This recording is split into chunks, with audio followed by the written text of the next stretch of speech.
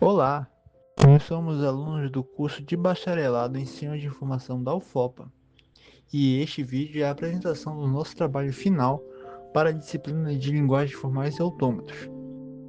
A minha equipe é formada pelo Lucas Daniel Costa Pantoja, Marcelo Augusto Silva Gomes, Otávio Baia de Jesus e por mim, Pedro Henrique da Silva Santos. O objetivo principal do nosso trabalho era criar um programa capaz de processar e simular tanto autômatos finitos determinísticos, os AFDs, quanto os não determinísticos, os AFNs. A entrada de dados no nosso sistema ocorre por meio de arquivos JSON, que mapeiam perfeitamente a estrutura matemática conhecida como quíntupla formal, englobando os estados, o alfabeto, as transições, além dos estados finais e finais. Para garantir a organização, rastreabilidade e reprodutibilidade do nosso trabalho, utilizamos o GitHub para o versionamento do código e estruturamos um ambiente virtual utilizando o módulo padrão do Python, ou Venv, listando todas as dependências em um arquivo de requisitos. Assim, qualquer avaliador pode clonar o repositório e executar a aplicação sem falhas. Um dos principais diferenciais da nossa implementação é a classificação heurística. Quando o simulador carrega as regras lógicas contidas no JSON, a nossa classe principal inspeciona dinamicamente o dicionário de transições.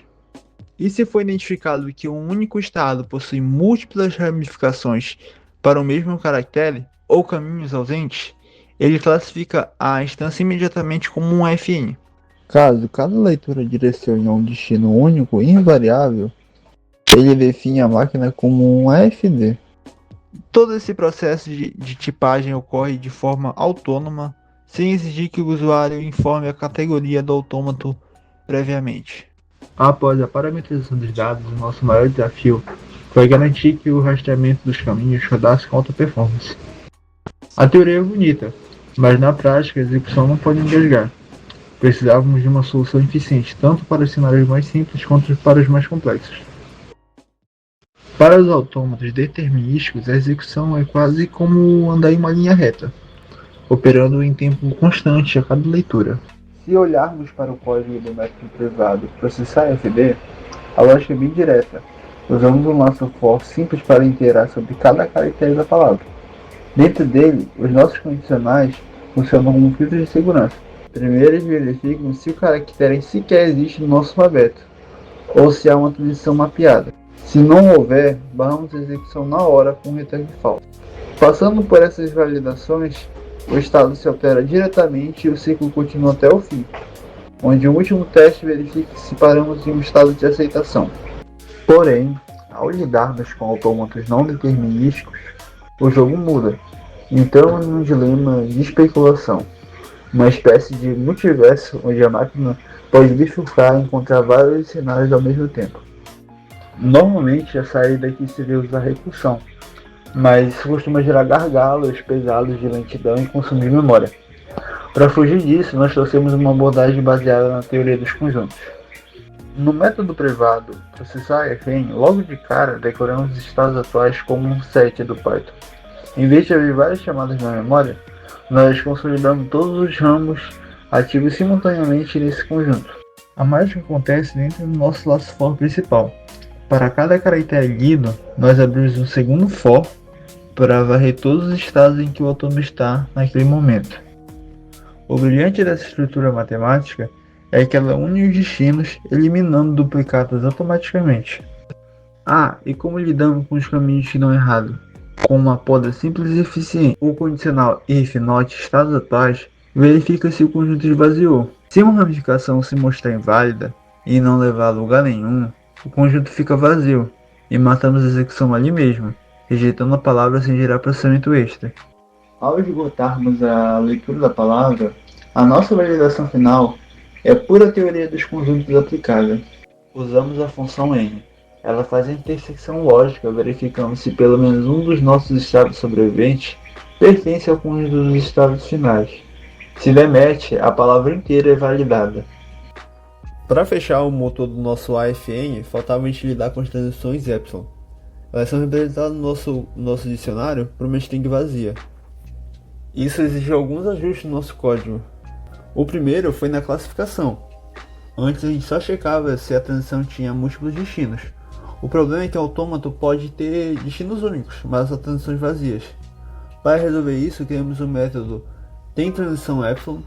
Ele faz uma varredura rápida e, se encontrar qualquer chave de transição vazia, ele classifica o autômato como AFN na hora. O segundo ajuste foi no motor de processamento, com a função fetchEpsilon. Ela serve para listar todos os estados alcançáveis puramente através dessas transições vazias. A gente usa ela em dois momentos estratégicos, antes de ler o primeiro caractere, para já ver em quais estados o autômato já está simultaneamente, e no fim de cada ciclo do laço principal para a gente capturar essas novas rotas espontâneas que se abriram. Assim, o nosso conjunto de estados ativos já embute as rotas invisíveis automaticamente, e a lógica inicial de verificação de sucesso continua funcionando sem precisar alterar mais nada. Bom, agora a gente vai mostrar aqui um pouquinho do nosso código. Basicamente, esse aqui é o nosso arquivo main, que vai ser a execução do nosso código. Aí aqui nós temos as funções carregar autômato, que basicamente varre a pasta de data, que contém todos os AFDs que a gente pode fazer os testes. A estrutura dos nossos AFDs é basicamente essa. A gente recebe o nosso alfabeto aqui, o estado inicial, o conjunto de estados finais, e aqui o delta é a nossa tabela de transição. E aqui a única coisa de anormal aqui é as nossas palavras teste, que serve para a gente fazer o nosso teste automatizado. Aqui está a nossa classe autômato, que a gente estava mostrando mais cedo. E aqui nós temos a nossa função menu. Ela recebe essa função menorzinha que quer escolher autômatos. Essa função aqui é só para encurtar código. Ela recebe a lista de autômatos que a gente varreu, data, e ela exibe uma lista deles no terminal e a gente pode selecionar elas com um input. E aí a gente usa aqui para poder fazer os testes.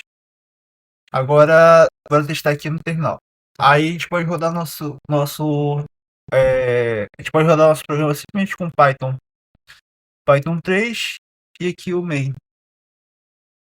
E voilá. Aqui esse começo é por conta daquela função carregar autômatos.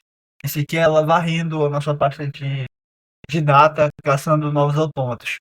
Aí aqui a gente pode rodar um autômato unitariamente. Por exemplo, a gente vai rodar aqui o FD maior. O FD maior, a gente bota só o índice. O FD maior, ele reconhece números pares de zeros e pelo menos 5 uns. E vou lá. Aqui ele retornou falso, porque aqui ó, tem uma quantidade ímpar de zero, mas tem os 5 uns. Aqui ele retornou 0, tem 2 zeros, então é par, o número de zeros e 5 uns. True. E aqui não tem zeros, então é 0 zeros e tem 5 uns. Aí aqui a gente pode testar todos os autômatos. E aqui ele roda todos os testes automatizados em todos os autômatos. Uma outra funcionalidade que a gente introduziu aqui no nosso sistema é testar uma palavra. Aí que a gente pode botar o 3. E aí, por exemplo, aqui a gente pode testar o nosso AFN Epsilon. Nosso AFN Epsilon, ele contém transições vazias e ele reconhece prefixo AB ou BA. A gente pode rodar ele aqui ao 5, botando o índice dele. E agora a gente pode botar, por exemplo, BBB, cadê? BBBB vai ser recusado, rejeitada. E aqui a gente pode testar de novo ele aqui e botar, por exemplo,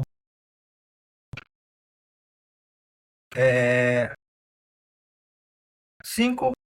A gente pode botar aqui, por exemplo, AB. E agora ele vai. Vou botar várias vezes aqui no final também. Agora ele foi.